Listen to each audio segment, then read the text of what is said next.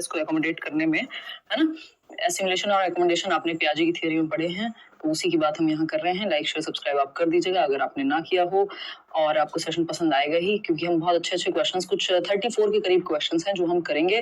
Telegram channel let's learn squad, 8 lakh से ज्यादा लोग हम वहां भी जुड़े हुए हैं टेलीग्राम पे भी। It is one of the largest Telegram channels of any educational platform.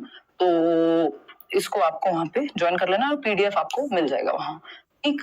तो स्टार्ट करेंगे। सीटेट का बैच में एडमिशन अभी भी ओपन है। अगर आपको लगता है आप पुराने जो सेशंस हैं वो कवर कर लेंगे ज्यादा सेशंस देख करके दिन में, तो आप अभी भी एनरोल कर सकते हैं। आपके पास 1.5 महीने के करीब का समय है। इसके अलावा D+B के बैच में एडमिशन हो या पेडागोजी स्पेशल में हो, वो भी ओपन है। करियरविल ऐप डाउनलोड करके वेबसाइट से आप लीजिएगा रजिस्टर करने के बाद, क्योंकि वेबसाइट के थ्रू आपको डिस्काउंट मिल जाएगा। खैर, आते हैं ये सारी बातें एक तरफ और क्वेश्चंस एक तरफ। क्वेश्चन नंबर 1 है, पोल में आप जवाब देंगे फटाफट से, और ये टाइम अब निश्चित कर लेंगे। तबीयत बहुत बेटर है, मतलब मैं बहुत बेहतर महसूस कर रही हूँ कल के मुकाबले भी, इवन आज। और 7 बजे डेली मिलेंगे। अब 9 बजे वाला टाइम हमने छोड़ दिया है, 7 बजे कर दिया। तबीयत थोड़ी बेहतर रहे, टाइम से सोएं, टाइम से उठें। देखिएगा, identify the disability a child might be suffering from if he is unable to। यदि कोई बच्चा ऐसा करने में असमर्थ है तो उसकी पहचान करें जिससे वह पीड़ित हो सकता है। यानी क्या समस्या है, अगर ये सारी प्रॉब्लम्स हैं बच्चे के, ये सिम्टम्स हैं, अगर ये ABCD 4 ऑप्शंस, तो क्या समस्या बच्चे को हो सकती है, ये पहचाननी है। पहला ऑप्शन है कॉम्प्रिहेंड टेक्स्ट जेस्चर्स, यानी उसको पाठ को समझने में दिक्कत होती है। ये पाठ इशारों को समझे नहीं, ये एकदम खराब ट्रांसलेशन है ना। हो सकता है पेपर में भी आया हो, या हो सकता है हमारे टाइपिस्ट जी ने एक आध क्वेश्चन में गड़बड़ कर दी हो, है ना। तो मतलब क्या हुआ कि पाठ को पढ़ के समझने में दिक्कत है, पाठ को समझने में दिक्कत, कॉम्प्रिहेंड नहीं कर पा रहा बच्चा, पढ़ के नहीं समझ पा रहा, ये समस्या है। टू मेक कॉन्ट्रैक्शंस, कॉन्ट्रैक्शंस समझते हैं, छोटा रूप, जैसे कैन नॉट को कांट लिख देते हैं, है ना। कैन नॉट को आई हैव को जस्ट ये लिख देंगे हम, है ना। शॉर्ट फॉर्म्स बनाना एक तरह से कॉन्ट्रैक्शंस। कुडंट, कुड नॉट को कुडंट लिख देते हैं हम। तो ये सब क्या है, ठीक है ना। इज नॉट को आई थिंक एंट लिखने लगे हैं आजकल। तो ये भाषा से संबंधित है। Read eight expected rate of speed, यानी गति जितनी अपेक्षित है, एक मान लीजिए 3री क्लास के बच्चे से या 5वीं क्लास के बच्चे से, जिस भी क्लास में बच्चा है, उस गति से, उस स्पीड से वो पढ़ नहीं पाता, है ना। अब मान लीजिए एक 10वीं क्लास का बच्चा और यहाँ पे सतही जोड़ के पढ़े, तो आपको लगेगा यार ये नॉर्मल चीज नहीं है। 10वीं क्लास में तो बच्चा फटाफट से देखते ही सतही पढ़ लेगा, ठीक है ना। Analyse the surface and deep meaning, यानी जो एक ऊपर ऊपर से क्या कहना चाह रहा है कवि, और डेप्थ में, गहराई में क्या कहना चाहता है एक टेक्स्ट या एक चैप्टर, एक जो भी पाठ आपने पढ़ा है उसका डीप में मतलब क्या है, ये समझने में भी दिक्कत है। अब इन चारों चीजों में दिक्कत है, यानी भाषा की दिक्कत है कुछ तो बच्चे को, और ये डिस्ग्राफिया लिखने की बात नहीं है, पढ़ने और समझने से संबंधित दिक्कतें हैं, क्योंकि पढ़ता ठीक से नहीं है, इसलिए स्पीड ठीक नहीं है, समझ नहीं पा रहा है पढ़ के, है ना। भाषा को जोड़ तोड़ के कैसे खेल सकते हैं वो नहीं कर पा रहा। डिस्प्रेक्सिया तो मोटर संबंधी विकार होता है, चलने फिरने में या पेन पकड़ने में। डिस्ग्राफिया होता है राइटिंग संबंधी, कि राइटिंग डॉक्टर्स वाली है कि समझ भी नहीं पा रहे हैं आप, इलेजिबल है, अपठन योग्य, वो डिस्ग्राफिया होता है। यहाँ पे पढ़ के समझने की दिक्कत है। डिसकैलकुलिया मैथमेटिक्स से रिलेटेड है, कैलकुलेशन की प्रॉब्लम है। तो बचता क्या है, डिसलेक्सिया ही बचता है, डिसलेक्सिया ही बचता है। इसमें से कुछ दिक्कतें डिस्फेजिया में भी होती हैं। डिस्फेजिया यहाँ ऑप्शन में नहीं है, बट मैं बता दूं, अगर डिस्फेजिया होता ऑप्शन में और डिसलेक्सिया होता दोनों को साथ में, आप बोथ 3 और 4 सही कह सकते थे, या सिर्फ डिस्फेजिया होता तब भी। डिस्फेजिया में बेसिकली होता है कि आप पढ़ के समझ नहीं पा रहे हैं, कॉम्प्रिहेंड नहीं कर पा रहे हैं, दूसरे ने क्या कहा वो नहीं आप समझ पा रहे हैं, ना सुन के समझ पा रहे हैं, ना पढ़ के समझ पा रहे हैं। भाषा को समझने से संबंधित समस्याएं, कि कांट का मतलब क्या होता है ये नहीं समझ पा रहे, अगर कॉन्ट्रैक्शन फॉर्म में दे दिया तो, ठीक है ना। रेट पढ़ने का जब समझ नहीं पा रहे हैं तो फिर पढ़ने में दिक्कत आ सकती है। तो ये डिस्फेजिया और डिसलेक्सिया की तरफ जाने वाला जवाब है, स्पेशली डिसलेक्सिया। डिसलेक्सिया क्या है, एक न्यूरोलॉजिकल वायरिंग की थोड़ी सी समस्या है। ऐसा नहीं है कि बच्चे की बुद्धि में कमी है या वो सीख नहीं सकता, है ना। फोनोलॉजिकल अवेयरनेस की दिक्कत होती है, कि बच्चा साउंड को कनेक्ट करके, जैसे वो ईशान अवस्थी था तारे जमीन पर में, इन बच्चों को पढ़ने में कठिनाई होती है। ब को वह पढ़ सकते हैं, या बी को डी पढ़ सकते हैं, रिवर्स में पढ़ लेते हैं कई बार। 100 को वॉज, गॉड को डॉग पढ़ सकते हैं, 6 को 9 पढ़ सकते हैं। तो ये इनको पढ़ने में कठिनाई होती है, ठीक है। तो ये डिसलेक्सिया है। ये सारे लक्षण डिसलेक्सिया की तरफ हमें इशारा करते हुए नजर आ रहे हैं। डिस्फेजिया ऑप्शन में नहीं है, नहीं तो वो भी सही ही हो जाता। ज्यादातर ऑप्शंस जो है उसी के साथ जा रहे हैं। क्वेश्चन नंबर 2, ये दोनों ही भाषा संबंधित लर्निंग डिसेबिलिटी में आते हैं, चाहे वो डिस्फेजिया हो, डिस्कैल्कुलिया हो, जितने भी डिस वाले शब्द हैं। क्वेश्चन नंबर 2 देखिएगा और जवाब दीजिएगा। Children with learning disabilities, children with learning disabilities यानी सीखने की अक्षमता वाले बच्चे, अधिगम अक्षमता वाले बच्चे, हैव रिटार्डेड मेंटल डेवलपमेंट। देखो ये जो एलडीज कहते हैं जिसको हम लर्निंग डिसेबिलिटीज, ये वर्ड दिया था सैमुअल, ये जो टर्म है सैमुअल किर्क ने 1960 के करीब। तो ये लर्निंग डिसेबिलिटीज कुछ स्पेसिफिक डिसेबिलिटीज हैं कि सीखने से संबंधित दिक्कत है। इसका मतलब ये नहीं कि जिसको ये जितनी भी डिसलेक्सिया है, डिस्कैल्कुलिया है, डिस्ग्राफिया है, डिस्मॉर्फिया है, जितने भी हैं ये सब आपके लर्निंग डिसेबिलिटीज में आते हैं, अधिगम अक्षमता में आते हैं। इसका मतलब ये नहीं बच्चे का आईक्यू कम है, उसकी ब्रेन की वायरिंग उस तरह की है कि उसको वो प्रोसेसिंग वैसे ही होती है, तो इनको सिखाया जा सकता है। इनकी आईक्यू में कमी नहीं है, एवरेज आईक्यू वाले बच्चे को भी डिसलेक्सिया हो सकता है। हैव रिटार्डेड और मेंटल डेवलपमेंट, ऐसा बिल्कुल नहीं है कि मानसिक विकास जो है मंद है, रिटार्डेड है, आईक्यू नहीं है, नहीं, लो आईक्यू बिल्कुल गलत बात। Have confusion between letters and alphabets that look alike, यानी जो लेटर्स और अल्फाबेट लगभग एक जैसे दिखते हैं, जैसे बी और डी, तो इसमें कंफ्यूजन हो सकती है ना। Easily recognise and comprehend sight words, sight words क्या होते हैं, जो मान लीजिए इजीली ही है तो आप जिसको एक नजर में देखते ही पहचान ले, है ना। एक नजर में भी प्यार होता है, किसी ने कहा है, कोई तो गाना बना है ना, तो वो एक नजर में आप पहचान जाए जिन शब्दों को, वो साइट वर्ड है, पहली नजर में, पहली ही साइट में, है ना। दृष्टि शब्द इनको हम कहते हैं, चाहे वो दृष्टि हो तो आप एक नजर में समझ जाते हैं मतलब क्या है, ठीक। अगर शब्द लिखा हुआ है मान लीजिए टेक, तो ये साइट वर्ड है जिसको एक बार में देख करके समझ जाते हैं। अगर मैं यहाँ पर वेनम लिख दूं तो कई लोगों के लिए मुश्किल हो जाएगा, जो हिंदी मीडियम से होंगे उनको लगेगा कि ये जो है साइट वर्ड नहीं है, क्योंकि हमने बहुत बार देखा नहीं है। मल्टीपल बार जो शब्द हमारे सामने आते हैं उनको हम साइट वर्ड कह देते हैं, जिनको एक नजर में पहचान जाए हम। तो वेनम हो सकता है, लेकिन इंग्लिश मीडियम वालों के लिए हो सकता है वेनम जो है नॉर्मल वर्ड हो, या हो सकता है न्यूज बहुत देख ली हो एलविश यादव वाली, तो स्नेक वेनम से वेनम जो है साइट वर्ड बन गया हो, एक्टिव वोकैबुलरी में आ गया हो। एक्टिव वोकैबुलरी और पैसिव वोकैबुलरी होती है ना इंग्लिश पेडागोजी में, यानी एक्टिव वोकैबुलरी वो शब्द जो हम मल्टीपल टाइम्स यूज कर रहे हैं, और पैसिव वोकैबुलरी वो जो हमें पता है बट हम यूज नहीं करते कभी। तो हो सकता है कई लोगों को वेनम पता होगा बट वो एक्टिव वोकैबुलरी में तभी आया जब चीजें न्यूज में बहुत ज्यादा, जैसे फॉर एग्जांपल जो डीमोनेटाइजेशन शब्द है, तो डीमोनेटाइजेशन हमारी एक्टिव वोकैबुलरी में था ही नहीं जब तक वो 500,000 के नोट बैन नहीं हो गए। या कोरोना में अगर हम बात करें, जो कई सारे ऐसे शब्द थे ना, जो एक तो सॉरी हाँ क्वारंटाइन और ये सब शब्द जो है, और भी एक दो शब्द इस तरह के थे जो उस टाइम पे चलते थे, तो वो हमारे लिए साइट वर्ड नहीं थे बट बन सकते हैं जब बार बार सामने आएंगे। तो साइट वर्ड को इजीली पहचानने में डिस्लेक्सिया तो नहीं है बच्चे को, या लर्निंग डिसेबिलिटी तो नहीं है, वो तो अच्छी बात है, पहचान पाता है, पहचानने चाहिए किसी भी नॉर्मल इंसान को, ठीक है ना। But have confusion between letters and alphabets that look alike, यानी एक जैसे दिखने वाले अक्षरों और वर्णों के बीच में अगर भ्रमित होता है बच्चा, तो उसको आपकी लर्निंग डिसेबिलिटी हो सकती है, उसमें भी डिस्लेक्सिया हो सकता है कि वो एक जैसे दिखने वाले शब्दों में, चाहे वो 6 हो 9 हो, है ना, वो रिवर्स में पढ़ लेता है कई बार, बी हो डी हो ब हो व हो, वहां पे उसको कंफ्यूजन हो सकती है। तो ये डिस्लेक्सिया का उदाहरण है। बात ठीक है या नहीं है? ठीक है। कितने लोगों ने थर्ड ऑप्शन दिया है? 64%। चलिए बहुत बढ़िया। सेकंड क्वेश्चन का, क्वेश्चन नंबर 3 पे चलते हैं। क्वेश्चन नंबर 3 देखते हैं, एक बार समझते हैं। विच of the following is a typical characteristic of students with autism? Autism वाले बच्चों के बारे में कौन सी एक विशेषता है? निम्न में से कौन सा गुण प्राय स्वालीनता ग्रहित विद्यार्थियों में देखा जा सकता है, यानी ऑटिस्टिक बच्चे में कौन से गुण को हम देख सकते हैं? ऑटिज्म क्या है? ऑटिज्म स्पेक्ट्रम डिसऑर्डर एक अपने आप में पूरा अम्ब्रेला टर्म है। अम्ब्रेला टर्म किसको कहते हैं? छाता होता है ना जैसे, तो वो वैसा शब्द है जिसके अंदर बहुत सारे टर्म समाहित हैं। ASD बोलते हैं उसको, है ना, ऑटिज्म स्पेक्ट्रम डिसऑर्डर, जिसके अंदर ये नॉर्मल अपना ऑटिज्म भी है, मतलब ऑटिज्म हुआ, इसके अंदर ADHD है, और भी बहुत सारे इस तरह के टर्म हैं जो निशा हमें बताएंगी, स्पेशल एजुकेशन करके बैठी हैं। जल्दी बताओ ASD में कौन कौन आता है?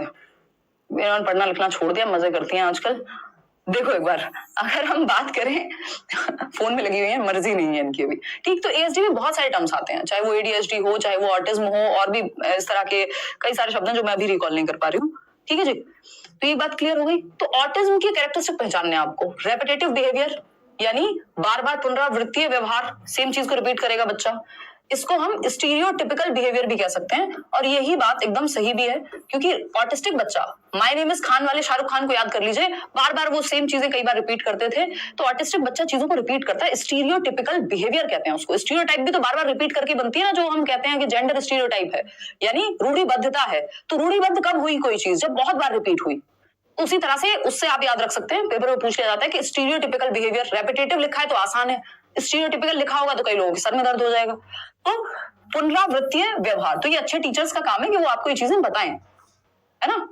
तो बिल्कुल आप पेपर, तो कई लोग तो टीचर्स बन गए लेट्स लर्न देख देख करके अच्छे, और आप जो है पढ़ के पेपर नहीं क्लियर करेंगे तो कैसे चलेगा। ठीक, तो ये वाले सब्जेक्ट पे आपकी कमांड हो जानी चाहिए, वो हो जाएगी। ठीक, तो रेपिटेटिव बिहेवियर यानी स्टीरियोटिपिकल व्यवहार, बार बार रिपीट करते हैं चीजों को। कॉग्निटिव फ्लेक्सिबिलिटी, ये इसमें थोड़ी दिक्कत होती है इनको कि इतना नहीं है, एक चीज से दूसरी चीज अगर आसपास की सराउंडिंग में भी चेंज हो जाए तो ये बहुत कंफर्टेबल नहीं होते। हाई कम्युनिकेबल स्किल्स नहीं, कम्युनिकेशन इनकी दिक्कत वाली होती है, लैक करते हैं कम्युनिकेशन स्किल्स में। सोशलाइजेशन में या सोशल होने में दिक्कत होती है, बहुत ज्यादा लोगों से घुलने मिलने में ऑटिस्टिक बच्चे को। Urge for frequent changes in routine बिल्कुल भी नहीं है, अगर ज्यादा चेंज होंगे आसपास के रूम में, हर रोज चादर बदल जा रही है, हर रोज अलग अलग कलर की, मतलब, या हर रोज आज टेबल इधर थी कल उधर है, तो इनको दिक्कत होती है एडजस्ट करने में। तो ऑटिस्टिक बच्चे का लक्षण ये तीनों तो बिल्कुल नहीं है, ऑपोजिट है उसका। ये है कि रेपिटेटिव बिहेवियर होता है, बार बार चीजों को रिपीट करता है ना। तो ये अपने आप में एक डेवलपमेंटल डिसऑर्डर कहते हैं कि बच्चा जब जन्म के कुछ समय बाद ही पता लग जाएगा आपको 5 से 10 साल तक कि बच्चे को ऑटिज्म है या नहीं है। विकास के समय होने वाले, मतलब पता लगने वाले ये डिसेबिलिटीज हैं जिनको डेवलपमेंटल डिसऑर्डर्स कहते हैं। ठीक, आते हैं क्वेश्चन नंबर 3 पर। इंक्लूसिव एजुकेशन स्ट्रेसेस ऑन, यानी जो समावेशी शिक्षा है वो किस पर बल देती है। समावेशी शिक्षा है क्या, अब इसको समझना जरूरी होगा, जो कि हम समझेंगे अभी, है ना, कोई टेंशन वाली बात नहीं है। यार मॉक टेस्ट वगैरह सब बैच में, जो जिन लोगों ने सीटेट का बैच लिया है उनको सारे mock test, expected question, notes, वो सब मिले हैं। ठीक है जी, प्रीवियस क्लास के नोट्स भी हम करा देंगे आपको अपलोड।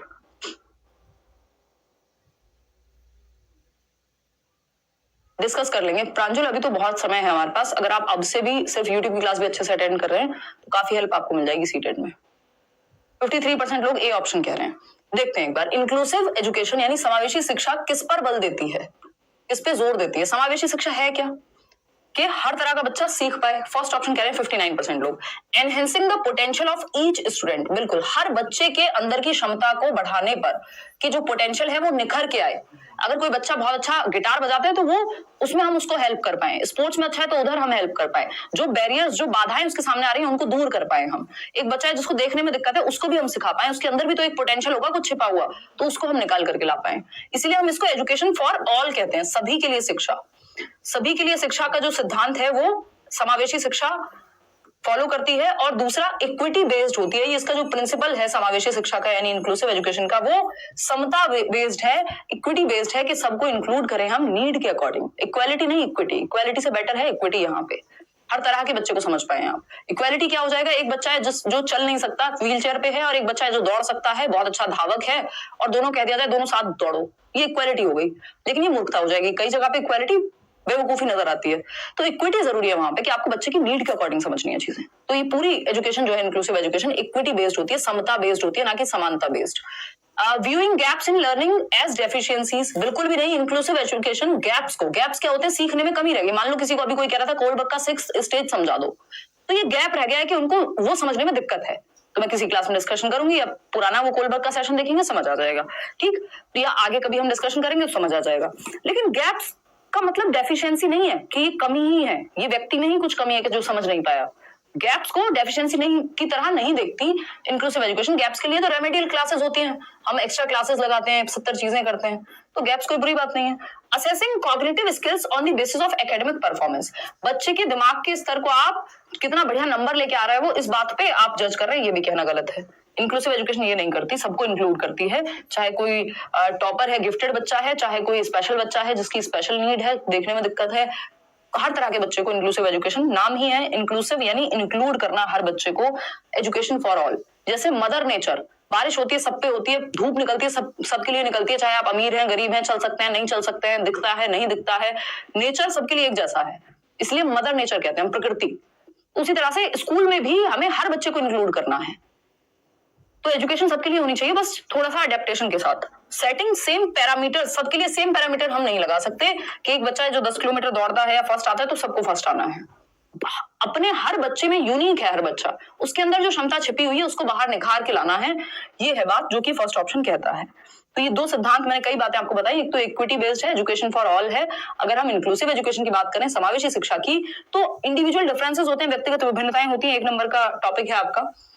हम सब एक जैसे नहीं हो सकते, बिल्कुल एक जैसे हो जाएंगे तो हम रोबोट्स बन जाएंगे, है ना। 2 पेन एक जैसे हो सकते हैं, 2 फोन एक जैसे हो सकते हैं, 2 गाड़ियां एक जैसी हो सकती हैं, 2 लोग थोड़ी एक जैसे हो सकते हैं। डिट्टो सेम नहीं हो सकते, अंतर उनमें पाए जाएंगे। चाहे आपको मान लीजिए मुझे चाय पसंद है, निशा को कॉफी हो सकती है, या आपको कुछ और हो सकता है, तो अंतर तो पाए जाएंगे। ऐसे देखने से काम नहीं चलेगा। तुम्हें भी चाय पसंद है, ठीक है, ठीक। देखिए, तो एक बच्चा मान लीजिए जो आपकी बैसाखी से स्कूल आता है, क्या कहते हैं इसको, मैं बार बार भूल जाती हूँ, नहीं कल किसी ने बताया था, मैं भूल जाती हूँ, मतलब कॉमन शब्द है बट वो दिमाग से निकल जाता है, ठीक। और अगर हम बात करें यहाँ पे, एक बच्ची है जो नॉर्मली स्कूल आ रही है, बहुत ब्राइट है पढ़ने में, एक बच्चा है जो व्हील चेयर से आ रहा है, एक बच्चा है जो ऐसे परिवार से आता है जिसको बहुत ज्यादा, जो फर्स्ट जनरेशन लर्नर है, यानी उसके खानदान में दुनिया में जनरेशन में कोई नहीं पढ़ा उसकी दुनिया में, ठीक है ना। नहीं, हैंडीकैप नहीं कहते, हैंडीकैप कहना भी अपने आप में गलत शब्द है, समाज बनाता है हैंडीकैप, है ना। क्रच कह सकते हैं, हाँ क्रचेस कहते हैं। वॉकर तो फिर वो अलग हो जाएगा, वॉकर डिफरेंट होता है, क्रचेस हो गए। तो कोई क्रचेस से आ रहा है मान लो, तो ये आपका सबको इंक्लूड करना है, सबके अंदर जो पोटेंशियल है उसको निकाल करके लाना है, एक छत के नीचे सबको सिखाना है, रेगुलर स्कूल में पढ़ाना है सबको, एजुकेशन फॉर ऑल, इसीलिए इंक्लूसिव एजुकेशन कह रहे हैं। एक सामान्य स्कूल में, ऐसा जरूरी नहीं है कि सिर्फ जिस बच्चे को कोई भी दिक्कत है, जो देख नहीं सकता, तो उसको स्पेशल स्कूल में जाना पड़ेगा जो ब्लाइंड स्कूल में है। ये मजबूरी नहीं होनी चाहिए, कोई चॉइस से जा रहा है बात अलग है, ठीक। तो इंक्लूसिव एजुकेशन सभी के लिए शिक्षा पे बल देती है। इतनी बात क्लियर है। चलिए आगे बढ़ते हैं, समझते हैं कहानी क्या है। और क्वेश्चन नंबर 5, अगर आप ये 34 क्वेश्चंस अच्छे से कर लेते हैं, इंक्लूसिव एजुकेशन के 99%, 99.9% क्वेश्चंस आपके सॉल्व हो जाने चाहिए, है ना। हाँ देखिएगा, क्वेश्चन नंबर 5, एक तो यहाँ पे आजकल नंबर्स नहीं दिखते हैं, आज मेरा रिचार्ज खत्म होने वाला है, इसके कह रहे हैं करा लीजिए, 1 महीने की जरूरत पड़ेगी आपको, पेपर आपका आने को ही है बिल्कुल। फटाफट से बताओ मुझे, कमेंट करके फटाफट से बताओ, देखना एक बार, बहुत ही बढ़िया। चलिए समझते हैं कहानी क्या है। निशा जी को ज्यादा नहीं, बस 100 ग्राम दिखा दीजिए, 100 ग्राम में दिख ही नहीं पाएंगी भाई ये हमारा पर्सनल दोस्तों वाला मजाक है, इसको दिल पे ना लिया जाए, है ना। इसको सामान्य दुनिया की किसी और बात से ना जोड़ा जाए। देखो एक बार क्वेश्चन नंबर 5 देखिएगा और समझते हैं कि कहानी है क्या। क्वेश्चन नंबर 5, 94% लोग कह रहे हैं। असर्शन क्या है भाई, कथन और कारण। कथन क्या है, when teachers believe that children coming from disadvantaged backgrounds have the capacities of learning and make them feel belonged in the classroom, they are likely to improve their performance। यानी जब टीचर्स का ये मानना होता है या ये विश्वास रखते हैं टीचर्स कि जो डिसएडवांटेज्ड बैकग्राउंड से बच्चा आ रहा है, मान लीजिए जिसकी जनरेशंस में कोई नहीं पढ़ा, फर्स्ट जनरेशन लर्नर है, ऐसा बच्चा है जिसको हाशिए पे रखा है समाज ने, जैसे सेक्स वर्कर्स के बच्चे हो सकते हैं, वो मूवी देखी होगी आपने, कौन सी, गंगूबाई। या फिर अगर मैं बात करूं डिसएडवांटेज बच्चे और क्या हो सकते हैं, जो डेप्राइव्ड है, वंचित रह गए किसी भी वजह से, सोशियो इकोनॉमिक स्टेटस बहुत लो है, पढ़ने के पैसे नहीं है बिल्कुल, तो वो भी डिसएडवांटेज ही है एक तरह से, है ना। कोई ऐसे जाति समूह का बच्चा हो सकता है जिसको समाज ठीक नजर से ना देखता हो, वो भी अलाभान्वित हुआ, वंचित समूह वर्ग हो गया, डेप्राइव्ड एंड डिसएडवांटेज्ड। लेकिन हमें तो हर बच्चे को पढ़ाना है ना, सीख तो वो भी सकता है। तो टीचर्स को ये मानना चाहिए कि चाहे डिसएडवांटेज बैकग्राउंड से आ रहा हो बच्चा, लेकिन उसके अंदर कैपेसिटी है लर्निंग की, और उनको बिलोंग्ड फील कराना है क्लासरूम में कि आप भी इसी क्लास का पार्ट हो। इस बात से कोई फर्क नहीं पड़ता आप किस जाति समूह से आते हो, क्लास में हैं तो हम एक टीम है अपने आप में, ठीक है ना। इतनी बात क्लियर है, बहुत बढ़िया, फर्स्ट चॉइस बेनीवाल। चलिए, तो अगर हम बात करें रीजन क्या है इसका, ये बात तो सही है, इससे क्या होगा, बच्चे की परफॉर्मेंस इंप्रूव होगी। क्यों? क्योंकि उसको लगेगा ये तो मेरा भी स्कूल है, तो मेरी भी क्लास है, मैं भी पढ़ सकता हूँ, चाहे मैं किसी भी जाति समूह से आता हूँ, किसी भी चाहे मैं गरीब हूँ, अमीर हूँ, चाहे मुझे कोई और समस्या है, कोई फर्क नहीं पड़ता, मैं भी पढ़ सकता हूँ। तो ये तो पॉजिटिव बात हो गई, बच्चे के पक्ष में है ये बात, और जो बच्चे के भले में होता है जो स्टेटमेंट, वो बेहतर है। इसका रीजन क्या है, teachers believes about children and their abilities influence children. ये बात बिल्कुल दिमाग में बिठा लीजिएगा कि जो टीचर्स जैसा सोचते हैं, जो टीचर्स का बिलीफ है, जो विश्वास है एक टीचर का, वो बच्चे की परफॉर्मेंस को प्रभावित करता है। अगर टीचर को लगता है कि तुम बहुत अच्छा करोगे, आप याद कीजिए आपको यदि किसी टीचर ने कहा होगा नहीं यार तुम अच्छा करोगे या तुम कर सकते हो, इस बिलीफ से ही, ये कई लोगों को लगे तो मोटिवेशन वाली बातें हैं, नहीं, टीचर्स अपने आप में बहुत महत्वपूर्ण भूमिका निभाते हैं बच्चों के लिए जो उनके स्टूडेंट्स हैं। तो वो अपने आप में फिर एक मोटिवेटर, फिलोसोफर, फ्रेंड, गाइड सब कुछ है टीचर। बच्चों और उनकी क्षमताओं के बारे में शिक्षकों का विश्वास बच्चों को प्रभावित करता है। यानी अगर बच्चों को लगता है कि मेरे टीचर को तो लगता है यार मैं तो कर सकता हूं, मेरे से तो हो जाएगा ये सवाल, थोड़ा सा हेल्प की तो जरूरत है, तो बच्चों को कॉन्फिडेंस आएगा फिर। तो ये जो टीचर्स का बिलीफ है और पॉजिटिव बिलीफ है तो वो पॉजिटिवली इन्फ्लुएंस करेगा। और टीचर्स का अगर नेगेटिव बिलीफ है, टीचर ने कहते तुमसे तो कुछ होगा ही नहीं, तो 100 में से शायद एक ही बच्चा होगा जो जबरदस्ती करके दिखा देगा, अदरवाइज बाकी जो बच्चे होंगे 99 वो इस बात से डिमोटिवेट हो सकते हैं और जितनी उनके अंदर क्षमता हो सकता है वो उतना भी ना कर पाए। तो टीचर्स के बिलीफ का इन्फ्लुएंस होता है बच्चे पे, ये बात एकदम सही है। तो दोनों बातें सही हैं। Both A and R are true and R is the correct explanation of A के जो डिसएडवांटेज बच्चा है उसको बिलोंग फील कराना है, एक्सेप्टेड फील कराना है क्लासरूम में कि तुम भी इसी क्लास से बिलोंग करते हो, तुम भी सीख सकते हो। क्यों करना है ऐसा? क्योंकि टीचर का जो बिलीफ है वो बच्चे की एबिलिटी पे प्रभाव डालेगा। दोनों बातें सही हैं, दोनों एक दूसरे के लिए भी सही हैं। तो both A and R are true and R is the correct explanation of A. इन क्वेश्चंस को थोड़ा ध्यान से करना होता है क्योंकि कई लोगों ने तो रट्टा लगा रखा है कि ऐसा क्वेश्चन दिखेगा both A and R are true कर देंगे। Which of the following is not a reasonable accommodation for students with learning disability? यानी एक बच्चा जिसको सीखने की अक्षमता है, यानी कोई भी डिसेबिलिटी है, लर्निंग डिसेबिलिटी, जिसमें डिसलेक्सिया, डिसकैलकुलिया, डिसग्राफिया ये सब आते हैं, डिस्फेजिया, अभी मैं एक लिस्ट बना के आपको बता भी दूंगी जो जरूरी है, ठीक है ना। पूनम बताइए, तो सीखने की अक्षमता वाले छात्रों के लिए निम्नलिखित में से कौन सा उचित समायोजन नहीं है? नॉट राइट, यानी सही नहीं है। उन बच्चों को जिनको कोई भी लर्निंग डिसेबिलिटी है उनको ठीक तरीके से इंक्लूड करने का तरीका क्या नहीं है, उनके साथ उनके लिए क्या गलत है। पहला ऑप्शन है allowance for frequent breaks between task.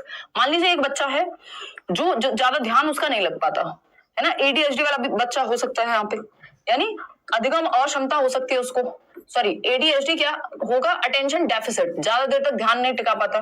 Developmental disorder हो सकता है, एडीएचडी हुआ चाहे ऑटिज्म हुआ, है ना, या फिर डिसलेक्सिया भी है या डिसग्राफिया भी है या कुछ और है। तो अटेंशन में मान लीजिए दिक्कत है तो इसमें सारी चीजें आ जाएंगी। तो आप टास्क के बीच में विराम दे सकते हो ताकि वो थोड़ा सा रिलैक्स्ड महसूस करे या रिफ्रेश्ड महसूस करे। पॉजिटिव बात है ये तो। बच्चे के देखो जो बात बच्चे के हित में होती है वो सही होती है, हमें नेगेटिव चाहिए क्योंकि नॉट लिखा हुआ है, तो ये तो पॉजिटिव बात हो गई। Extending allotted time for test, यानी आपने जो टाइम दिया है टेस्ट का, मान लीजिए 2 घंटे, एक बच्चा जिसको दिखने में समस्या है या लिखने में समस्या है, डिस्प्रैक्सिया है, पेन पकड़ के लिखने में समस्या होती है, उसको एक्स्ट्रा टाइम दे दिया, कोई दिक्कत नहीं है, ये भी बात ठीक है। एक्स्ट्रा टाइम हमें दिया जाता है पेपर्स में भी, जो लोग मान लीजिए जो विजुअली चैलेंज बच्चे हैं या उस तरह से कोई समस्या है। थर्ड ऑप्शन है providing a space with minimal distraction. अब एडीएचडी वाला बच्चा मान लो एक तरह की लर्निंग डिसेबिलिटी है वो भी, हालांकि हम इनको डेवलपमेंटल डिसऑर्डर्स में काउंट करते हैं, ऑटिज्म एएसडी में आ जाते हैं सब। तो न्यूनतम विकर्षणों के साथ कार्य स्थल प्रदान करना, हाँ भाई डिस्ट्रैक्शन कम से कम हो, ये बात भी सही है। स्टैंडर्डाइज टेस्ट फॉर असेसमेंट, ये प्रॉब्लम है, ये गलत है यहाँ पे, जो कि 79% आप लोग कह पा रहे हैं। काफी जल्दी आप लोग सही जवाब दे पा रहे हैं, अब थोड़ा स्पीड हमें बढ़ानी पड़ेगी। मूल्यांकन के लिए मानकीकृत परीक्षण, यानी मानकीकृत परीक्षण में मानकीकृत परीक्षण क्या है? जो वैलिडिटी हो, जिसमें गुण बताए थे ना एक अच्छे टेस्ट के। मानकीकृत टेस्ट, एक स्टैंडर्डाइज टेस्ट क्या होगा? यूपीएससी का एग्जाम, सीटेट का एग्जाम, जो लाखों लोग एक साथ दे रहे हैं, बोर्ड एग्जाम्स, ठीक, वो मानकीकृत है, स्टैंडर्डाइज्ड है। अभी मैं कहती हूँ आप प्रीवियस ईयर को अच्छे से सॉल्व करिए बजाय कि किसी टीचर के मॉक टेस्ट को। बिल्कुल वो प्रीवियस ईयर पे ही बेस्ड है, जैसे हम लोग करते हैं तो previous year based mock test करेंगे, तो वो फिर भी वो उतने अच्छे नहीं हो सकते जो जितने प्रीवियस ईयर आपके लिए अच्छे हो जाएंगे। क्यों? क्योंकि स्टैंडर्डाइज टेस्ट वो मानकीकृत है, प्रॉपर एक्सपर्ट्स की टीम बनाती है, उसमें वैलिडिटी होगी, उसमें रिलायबिलिटी होगी, ऑब्जेक्टिविटी होगी। ये तीनों गुण बताए थे जब लास्ट चैप्टर लिया था 10 दिन पहले, असेसमेंट एंड इवैल्यूएशन वाला। तो स्टैंडर्डाइज टेस्ट एक बड़ी पॉपुलेशन के लिए 10 लाख लोग दे रहे हैं, कई लाख लोग दे रहे हैं, लेकिन इनके साथ प्रॉब्लम क्या है स्टैंडर्डाइज टेस्ट के लिए कि ये टीचर मेड टेस्ट होता है, दूसरा जो टीचर खुद बच्चों के लिए बनाए। इनमें इंडिविजुअल डिफरेंसेस का ध्यान नहीं रखा जाता। जब 10 लाख लोगों के लिए पेपर बनाए तो किसी एक इंडिविजुअल को क्या दिक्कत है ये थोड़ी देख पाएगा वो। तो जो लर्निंग डिसेबिलिटी वाला बच्चा है, मान लीजिए किसी को डिसलेक्सिया या स्टैंडर्डाइज टेस्ट थोड़ी देखेगा कि डिसलेक्सिक बच्चे के लिए अलग से एक पेपर बन गया, नहीं, वो तो 10 लाख लोग दे रहे हैं। तो ये आपको बुखार था उस दिन, किसको फर्क पड़ेगा? तो ये स्टैंडर्डाइज टेस्ट की थोड़ी सी यहाँ पे प्रॉब्लम हो जाती है कि जो लर्निंग डिसेबिलिटी, अगर किसी बच्चे को डिसलेक्सिया या डिसग्राफिया या कोई और समस्या है, उसके लिए ज्यादा हेल्पफुल नहीं होता स्टैंडर्डाइज टेस्ट। वो इंडिविजुअल डिफरेंसेस को ध्यान में नहीं रख पाता। इंडिविजुअल डिफरेंसेस क्या है, एक बच्चा किसी और चीज में बेहतर कर सकता है, वो ध्यान में नहीं रख पाया। स्टैंडर्डाइज्ड टेस्ट के साथ ये समस्या है। तो फोर्थ ऑप्शन सही है। क्वेश्चन नंबर 7 देखिएगा और जवाब दीजिएगा। क्या कहता है क्वेश्चन नंबर 7, फटाफट से बताइएगा। इंक्लूजन, यार तुम ऐसे उधर मत बैठो, उधर से बैठ जाओ ताकि दिखती रहो। ऐसा लग रहा है एक रोबोट को बिठा दिया हमने।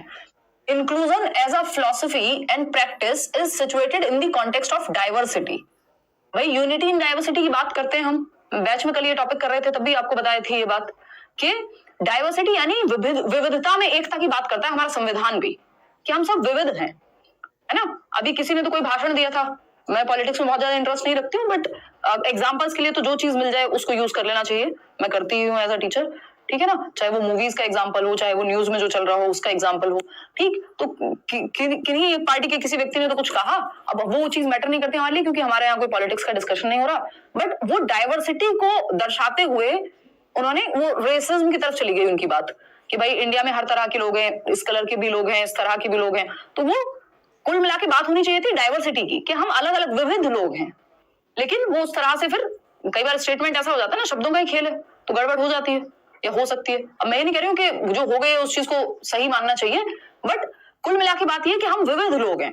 हमारे देश में भाषा से लेके, रंग से लेके, कल्चर से लेके अलग अलग तरह की चीजें हैं, अलग अलग लोग हैं।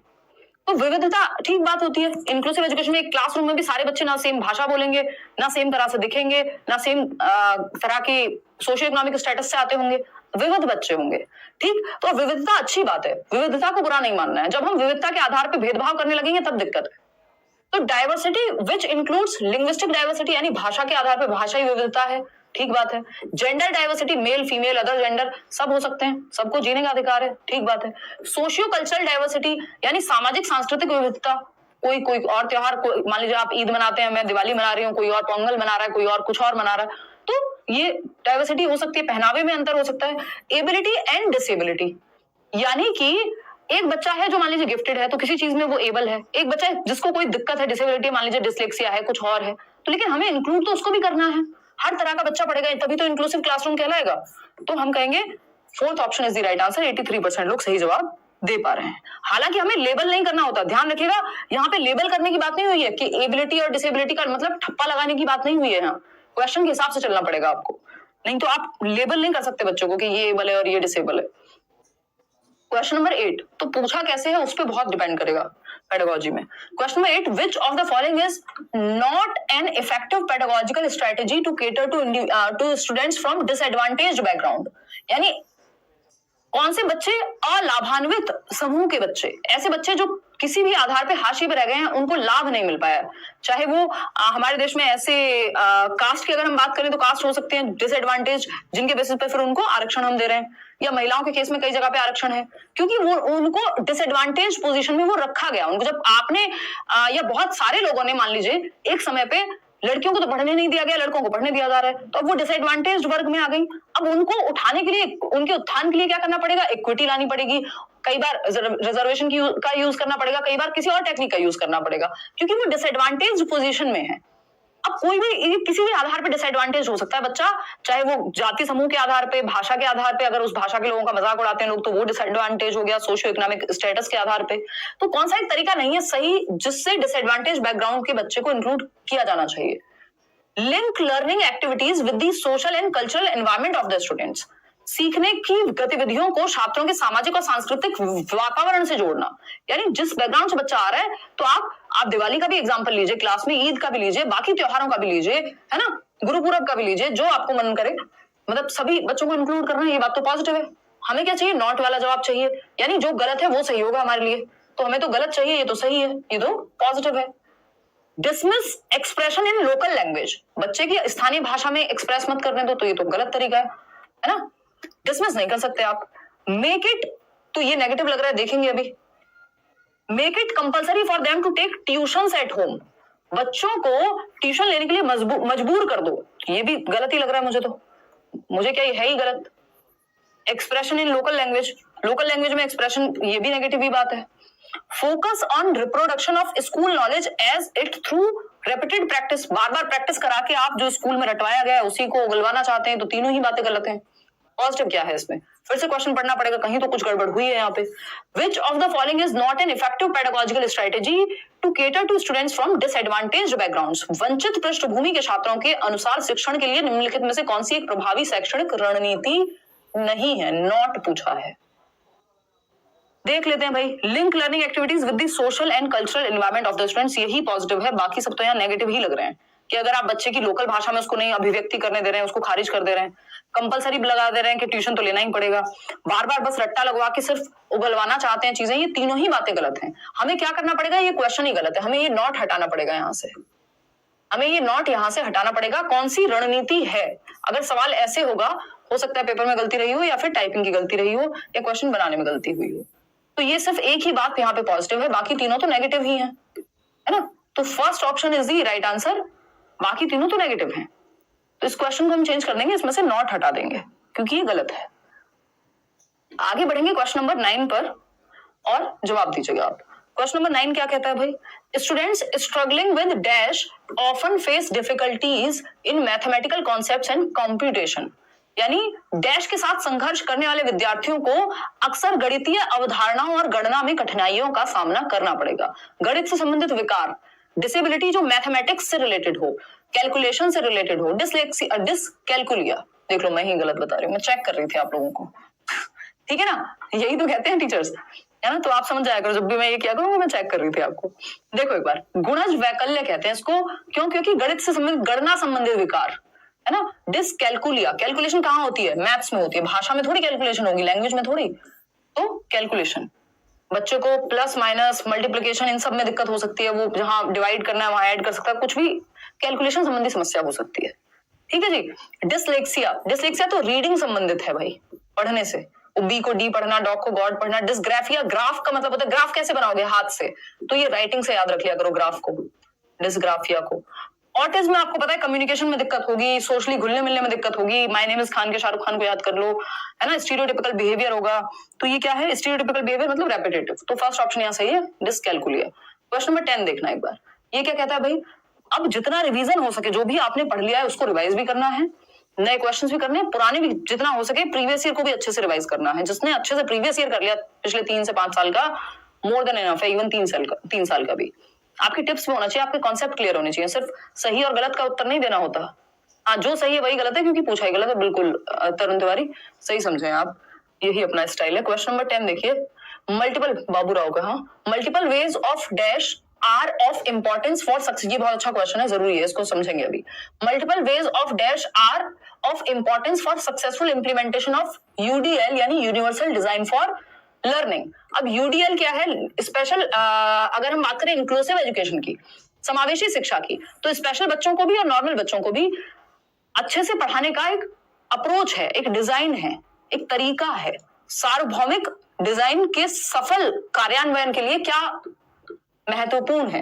ये सार्वभौमिक डिजाइन यानी यूनिवर्सल डिजाइन ऑफ लर्निंग, सार्वभौमिक सीखने का डिजाइन कह सकते हो आप। यूडीएल इंक्लूसिव एजुकेशन में हम यूज करते हैं, नॉर्मल बच्चा और स्पेशल बच्चा, यानी जिसकी special need, children with special need या कोई भी डिसेबिलिटी है, हर तरह के बच्चे को हम उसकी नीड के अकॉर्डिंग इंक्लूड कर पाए, तभी यूनिवर्सल कह रहे हैं। यूनिवर्सल मतलब सार्वभौमिकरण, यानी हर बच्चे को हम सिखा पा रहे हैं। तो अब यहाँ पे बात बनती है कि कौन सा ऑप्शन सही होगा? Multiple ways of what? Representation, action, engagement, labelling. अब हमें पता है लेबलिंग तो नहीं होगा, बच्चे पे ठप्पा लगाना, ये वीक है, ये फर्स्ट है, ये बेहतर है, ये अच्छा है, ये गलत तरीका होगा, तो ये तो गलत हो गया, बाकी तीनों तो पॉजिटिव है। अब इसका आंसर, ये बोर्ड ने भी कुछ गड़बड़ की है, ये क्वेश्चन पूछा जा चुका है, ये तीनों ही बातें सही हैं क्योंकि यूडीएल के तीनों ही प्रिंसिपल हैं, चाहे वो रिप्रेजेंटेशन हो, एक्शन हो, एंगेजमेंट हो। लेकिन इसमें जो सही आंसर है वो है रिप्रेजेंटेशन, जिससे 1 नंबर आपको मिलेगा या मिला है जब ये क्वेश्चन पूछा जा चुका है, क्योंकि रिप्रेजेंटेशन अपने अंदर एक्शन और एंगेजमेंट को कुछ हद तक शामिल कर लेता है। तो मैं ऐसा मान के चल रही हूँ कि इसलिए इन्होंने इसको सही माना होगा, अदरवाइज इस क्वेश्चन में तीनों आंसर्स को ही सही माना जाना चाहिए था। ये फ्री फॉर ऑल जैसे हो जाता है ना सीटेट में, क्या पता दिया भी हो, मेरे को याद नहीं है, I think representation he answer दिया है, बट इसमें ये तीनों आंसर सही होने चाहिए थे क्योंकि ये तीनों ही सिद्धांत हैं किसके? यूडीएल के, यूनिवर्सल डिजाइन ऑफ लर्निंग में रिप्रेजेंटेशन, एक्शन और एंगेजमेंट ये तीनों प्रिंसिपल्स हैं। अभी मैं आपको दिखाऊंगी कैसे। तो रिप्रेजेंटेशन के मल्टीपल वेज होने चाहिए किसी चीज को रिप्रेजेंट करने के, दिखाने के, पढ़ाने के। अब जब आप रिप्रेजेंट अलग अलग तरह से करोगे तो एक्शन और एंगेज भी बच्चे अलग अलग तरह से करेंगे। तो ये मान करके हम ये मान ले रहे हैं कि रिप्रेजेंटेशन आंसर सही इन्होंने इसलिए माना होगा, अदरवाइज सही तीनों थे। मैं आपको कहूं कि जैसे मैंने आपको बता दिया कि एक्शन, एंगेजमेंट, रिप्रेजेंटेशन से ही संबंधित है, ऐसे हम इसको मान सकते हैं, बट यूडीएल में तीनों ही सिद्धांत सही है।